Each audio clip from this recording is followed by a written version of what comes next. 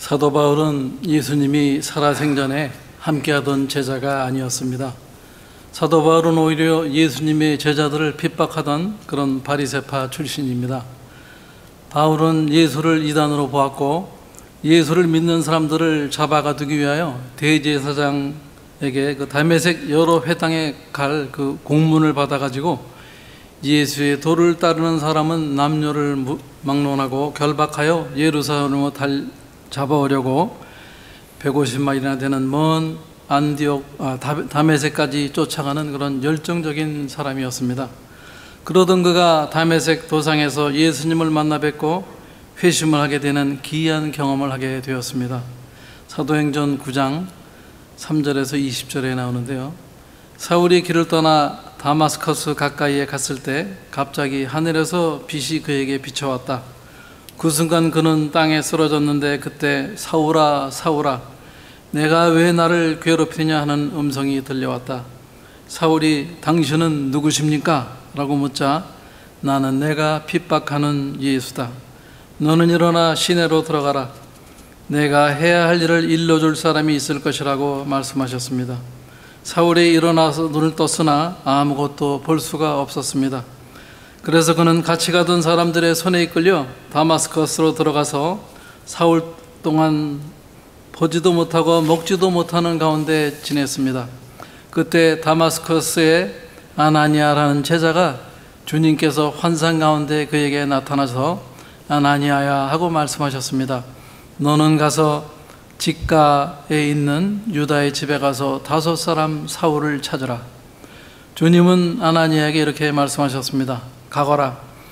내가 내 이름을 이방인과 왕들과 이스라엘 사람들에게 널리 전하도록 내가 택한 사람이다. 그래서 아나니아는 그 집에 찾아가서 사울에게 손을 얹으며 말했습니다. 사울 형제, 오는 길에 당신에게 나타나셨던 주 예수님이 나를 보내 당신의 눈을 뜨게 하고 성령을 충만히 받도록 하셨습니다. 그러자 즉시 사울의 눈에서 비늘 같은 것이 떨어져 나가고 그가 다시 보게 되었습니다. 그러자 그는 일어나 세례를 받고 음식을 먹고 힘을 얻었고 사울은 며칠 동안 다마스커스에 있는 신자들과 함께 지냈습니다. 그리고서 그는 곧 여러 회당으로 가서 예수님이 하나님의 아들이라고 외치기 시작했습니다. 예수님을 만난 이후 바울은 그 삶이 180도 바뀌었습니다. 예수가 하나님의 아들이라고 믿게 되었고 이 사실을 적극 전파하게 되었습니다. 예수님을 만나기 전에 바울은 유대계의 종교적인 열심, 자기 열심이 있었습니다. 예수님을 만나 회심한 후에는 하나님의 나라를 전파하며 주 예수 그리스도에 관한 모든 것을 담대하게 가르칩니다. 사도 바울은 회심 이후 사울이란 이름을 이방 선교에 맞게 헬라식 발음인 바울로 고칩니다. 그는 3차에 걸친 전도 여행을 통해서 12,500마일에 걸쳐 터키, 시리아, 그리스, 마케도니아 지역에서 전도를 하며 빌립보, 데살로니카, 고린도, 에베소 등지에 교회를 세웠습니다. 우리들도 대부분 예수를 모르던 자였다가 예수님을 구주로 영접하였습니다. 그러나 사도 바울과 같은 열정이 우리 안에는 없습니다. 사도 바울의 순종과 열정을 하나님이 기쁘게 받으셔서 그를 크게 사용하셨습니다. 사도 바울은 자신이 다른 사람 사도들보다 더 많이 수고하였다고 합니다. 그러나 그것은 하나님의 은혜라고 고백을 합니다. 또 사도 바울은 학문도 깊어 전도 사역을 하며 글도 많이 써서 신약 성경 27권 중 13권을 썼습니다. 그러나 우리들은 세상 일에 매여 제자의 길을 가고 있지 못하고 있습니다. 좋은 믿음의 자녀로도 많이 부족하다고 느껴집니다. 우리들도 순종의 용기를 내어 사도 바울과 같은 열정을 내게 되기를 소망합니다. 이 포스트 모더니즘과 자유주의의 물결로 인하여 현대인의 신앙은 많이 희석이 되고 있습니다. 이 바닷물의 농도가 3.5%라고 합니다. 3.5%의 그 진실된 믿음을 가진 성도만 있어도 이 세상의 부패를 막을 수가 있습니다. 전 세계 인구가 80억이고 기독교는 캐톨릭과 개신교를 포함해 26억입니다. 전체 인구의 32.5%입니다. 소금이 3.5%의 농도만 있어도 부패를 막을 수 있는데 전체 인구의 32.5%나 되는 기독교 신자가 부패를 막지 못하고 있습니다. 전체 인구 32.5% 기독교 신자의 90%는 짠맛을 잃은 소금입니다. 현대인들의 믿음은 굉장히 희석되어 있습니다. 우리 새로운 교회 성도들은 모두 짠맛을 가진 소금이 되기를 원합니다. 우리들은 진실된 믿음을 향한 노력을 아주 많이 해야 됩니다. 그냥 나는 믿음을 가지고 있고 나름 괜찮은 사람이라고 스스로 평가할 수도 있겠지만 하나님의 판단은 다르다는 것을 알아야 됩니다. 우리들이 육체의 장막을 떠나 하나님 앞에 섰을 때 과연 내 이름이 생명책 명부에 들어있을지 없을지 우리는 스스로에게 물어보아야 합니다.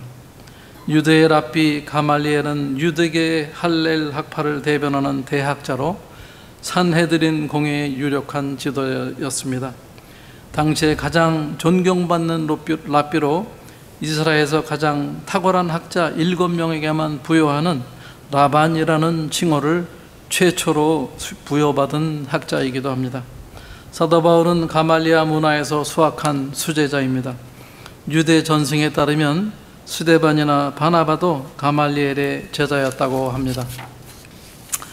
예수 그리스도를 만나 회심한 후 실력도 있고 열정도 있는 사도 바울이 개척한 고린도 교회에서 바울이 떠난 후 고린도 교회 안에 예수님의 부활을 부정하는 사람들이 생기게 됩니다.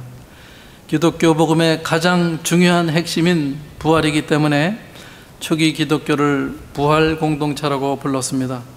그런데 고린도 교회에 부활이 없다는 주장을 하는 사람들이 생긴 것입니다. 바울이 생각할 때 부활이 없다는 주장은 너무나 심각한 문제였기 때문에 만약에 부활이 없다면 어떤 결과가 발생할 것인지를 설명을 하고 있습니다. 그리스도의 부활이 없으면 우리가 전파하는 것이 헛것이요 우리의 믿음도 헛것이다. 초대교회 안에서 부활을 부인하는 자들을 영주제이탈이라고 말하는데 그들은 예수님의 부활 자체를 부인하는 것이 아니라 죽은 자의 부활을 부인하였습니다.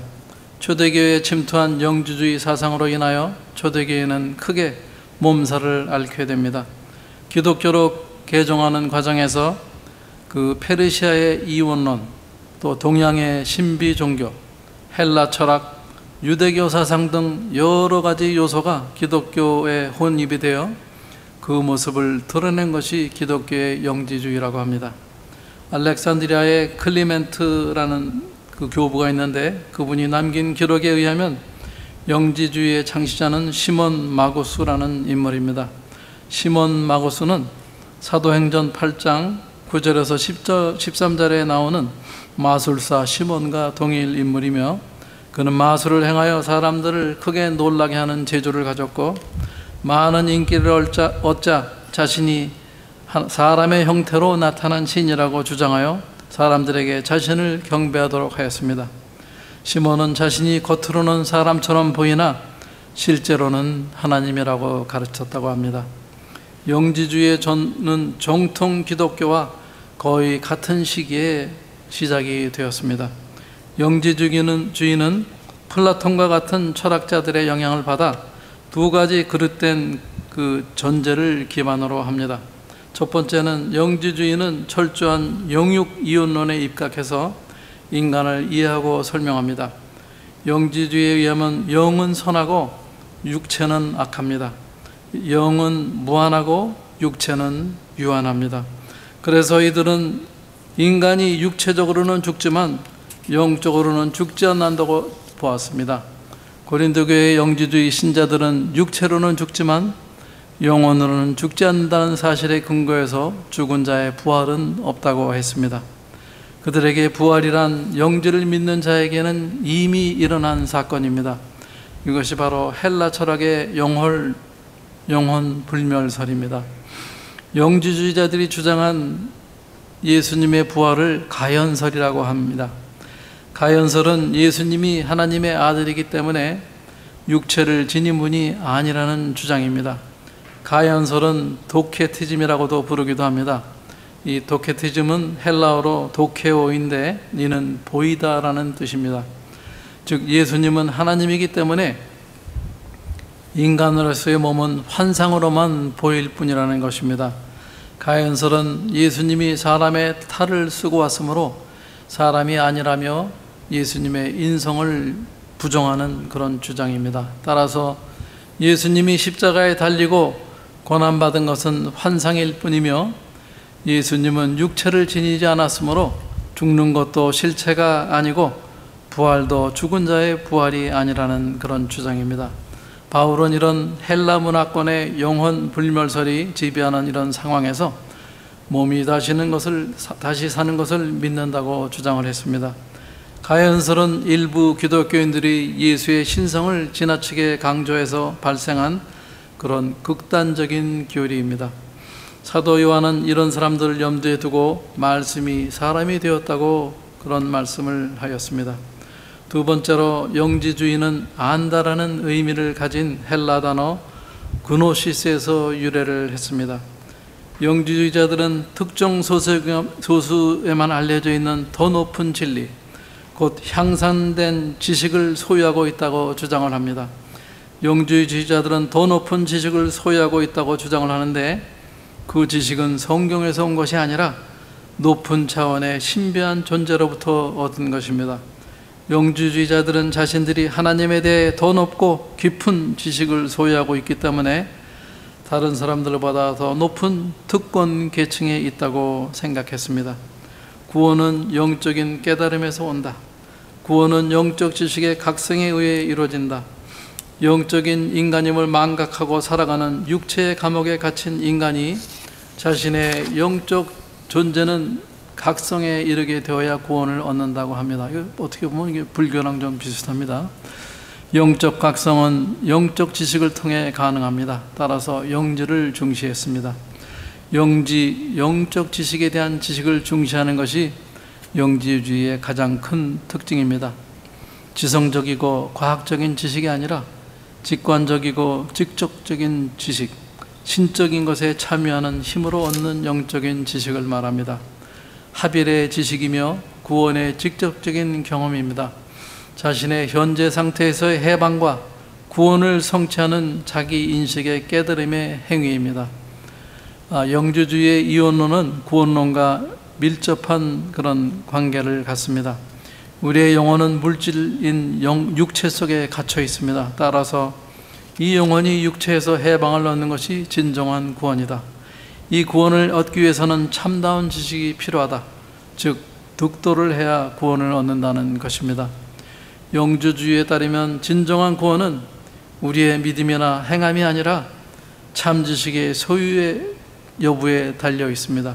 그 결과 영지주의자들은 윤리에 대해서는 부정적이고 소극적이었으며 그들은 율법에서의 해방과 양심의 해방을 강조했습니다. 이 지식은 특별한 사람들에 의해서 비밀스럽게 전수된다고 주장을 했습니다. 이 영지주의는 신비적 지식을 통해 구원을 성취하려고 한 종교운동입니다. 영지주의는 상징적인 의식, 신비적인 예식, 무술적인 형식을 가르쳐 도입을 하고 사변적 우주론을 대중화했습니다. 우주론적 신화, 헬라와 동양의 이교적 철학사상, 기독교의 진리를 융합한 그런 대중운동이었습니다. 소크라테스가 남긴 기록에 따르면 초대교회가 영지주의로 인하여 어려움을 당했다는 내용이 기술이 되어 있습니다. 소크라테스는 사도 요한이 성경에 남긴 말씀이 그 당시에 교회에 침투한 영지주의의 이단 사상을 물리치게 했던 말이라고 했습니다. 요한 1서 4장 1절에서 3절 말씀입니다. 사랑하는 자들아, 영을 다 믿지 말고 오직 영들이 하나님께 속하였나 시험하라. 많은 거짓 선지자가 세상에 나왔습니다. 하나님의 영은 이것으로 알지니 곧 예수 그리스도께서 육체로 오신 것을 시인하는 영마다 하나님께 속한 것이요 예수를 시인하지 않은 영마다 하나님께 속한 것이 아니니 이것이 곧 적그리스도의 영이니라. 오리라 한 말을 너희가 들었거니와 이제 벌써 세상에 있느니라. 오늘날에도 영지주의 이단이 있습니다. 현대판 영지주의인 신천지는 자기들만이 갖고 있는 영적 비밀을 깨달아야 구원을 받는다고 유혹을 합니다. 교주 이만희가 자칭 보혜사이기 때문에 성경의 비밀스러운 영적 지식을 알려주고 풀어줄 수 있다고 합니다. 신천지는 하나님의 뜻을 알아야 믿을 수 있고 믿은 후 행할 수 있다고 주장을 합니다. 성경의 비유와 계시록에 감춰진 비밀스러운 지식을 아는 사람만이 구원을 받는다고 주장을 합니다. 교회 사적으로 거의 모든 이단들은 자신들만이 바른 복음을 가지고 있는 것처럼 가장을 하고 교회를 혼란시켰습니다. 우리 한국교회 그 문선명, 박태선, 이만희, 박옥수 같은 그 죄사함, 거듭남의 비밀, 또 이장님의 10월 28일 재림론 등이 있습니다. 이들은 그리스도의 비밀이나 구원의 비밀이란 말을 즐겨 사용했습니다. 이것은 유광수 다락방 전도운동의 경우도 마찬가지입니다. 유광수가 가장 많이 사용한 말 가운데 무슨 비밀이라는 말을 어렵지 않게 찾을 수 있습니다. 복음의 비밀, 구원의 비밀, 전도의 비밀, 일꾼 키우는 비밀, 그리스도의 비밀 등과 같은 것입니다. 유광수는 자기 또는 자기를 추종하는 자들만 그리스도의 비밀을 깨달아 알고 있는 것처럼 호도를 했습니다. 사도 바울이 경계하였던 영지주의 이단은 오늘에도 있습니다. 신천지의 그 성장 속도가 빠른 것은 아직도 바른 믿음을 가진 신자들이 많지 않기 때문입니다. 성도들이 성경을 잘 모르고 기도도 부족하여 영성이 없기 때문에 진리와 거짓을 구분할 수가 없습니다. 교회에서 목사를 청빙할 때 주로 보는 것이 학벌, 학위, 키, 외모와 같은 것들입니다. 내면의 영성을 볼 수 있는 안목이 없기 때문에 제대로 된 진실한 목자를 찾아내질 못합니다. 우리 새로운교회 모든 성도들은 말씀과 기도로 영적 지식과 분별력을 갖추게 되기를 주님의 이름으로 권면드립니다. 어두운 세상을 밝히 비추는 빛의 자녀가 되고 세상의 부패를 막는 짠맛 소금들이 되시기를 주님의 이름으로 축원드리겠습니다. 기도드리겠습니다. 하나님 아버지, 믿음을 키워 영적 성장을 하기를 소망합니다. 때가 오래되었으므로 마땅히 선생이 되었을 터인데 다시 하나님의 초보인 저희들에게 영안을 떠주어 영적 성장을 사모하게 하여 주시고 지각을 사용함으로 연단을 받아 선악을 분별하는 장성한 믿음의 용사들이 다 되기를 간구드립니다. 이 모든 말씀 우리 주 예수 그리스도를 받들어 기도드립니다. 아멘.